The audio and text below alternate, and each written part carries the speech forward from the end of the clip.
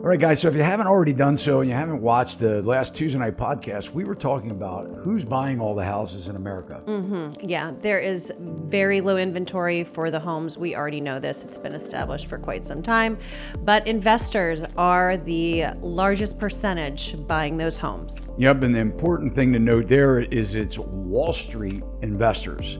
So a lot of the comments that are coming in on our podcast are, what about Wall Street?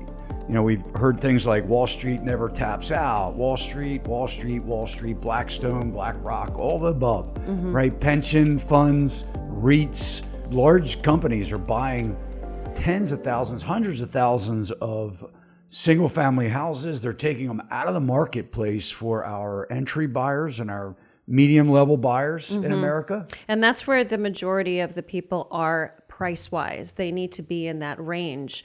And with the steep competition, all the buyers are using all their cash.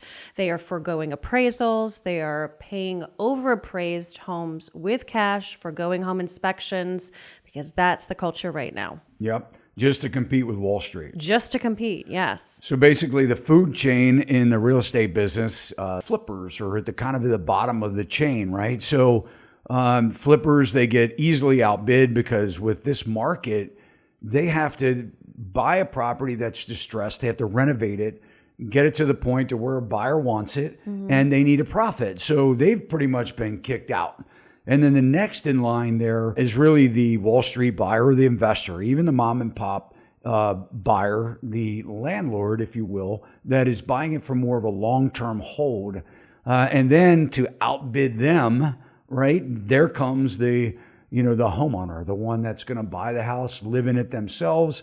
And they've been pushed to actually pay the most money, the highest price. It isn't right. No. In a lot of cases, it's not right that this is happening, that they've been allowed. But we kind of went over in our last podcast why. So you could check that video out. We'll give you a little synopsis right now. The Wall Street buying really started right after the 2008 crash. Yep. So around 2010, the federal government said, hey, I'm here to help.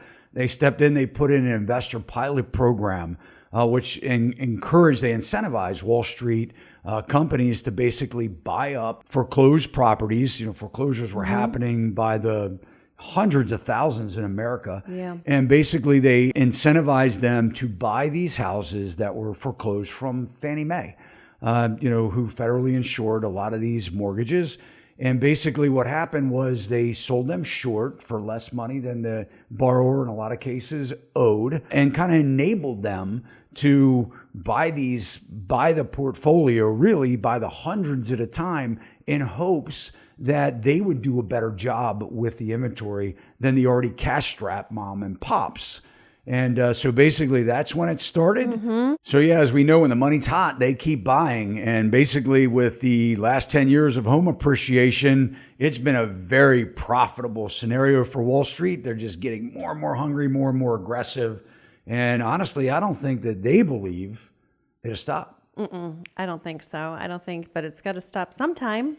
I think that what's going to happen is they're making homes less affordable. Guys, when you eliminate, the affordable housing in the market and you fuel it by Wall Street, the greed of Wall Street, right? What happens is they're going to keep raising rents and raising rents and raising rents like there's no tomorrow. And what we need to see really is people start saying no to Wall Street landlords.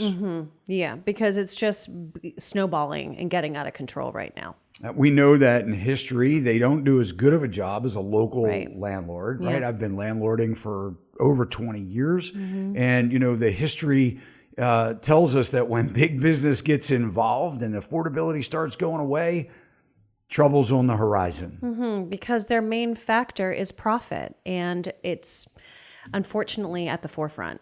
Yep. And hey, look, and I'm not opposed to profit, right? I mean, we're a business, I'm a business owner, and I believe that, companies, they should be able to buy real estate to rent. But I think locally owned and operated companies, I think ones that really understand the market, the relationship between a landlord and a tenant.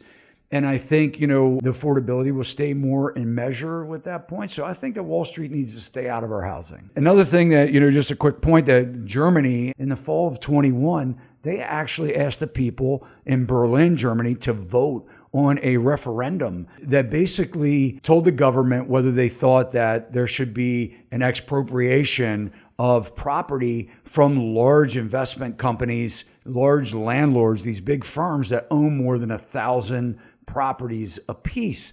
And it actually passed. 57% of the people thought that they should take these properties from these companies. And though it wasn't legally binding in any way, what it did was it really set up the issue of affordability, housing affordability, to be on the forefront of the political talks. And I guess it's going to put a lot of pressure on the ones that are coming up for election to really address this. And, we may see eventually the same thing happening here in the U.S. I think so. I think it's just a matter of time before everyone, we're reading more, we're becoming more informed, we know exactly what's going on, and, it's got to come to a head. Yeah, and you know what, guys? It hasn't been that long, before we really started seeing the profit in America that we've seen for the last decade or so. It hasn't been long ago that we saw a whole lot of generational style houses or housing where, the grandparents, the kids, and the grandkids all live under one roof. We may see more of that in the coming days. Oh, yeah, I think so. I mean, I think we already do see multi-generational housing. So yes, absolutely. So anyway, guys, we appreciate you. If you like this video, give it a thumbs up. And if you want to get more content from us, be sure to hit the subscribe and the alert bell. Keep the questions and comments coming. We really appreciate the support. See you soon. See you soon. Sachs Realty, Maryland broker number 607720, office number 443-318-4514, equal housing opportunity.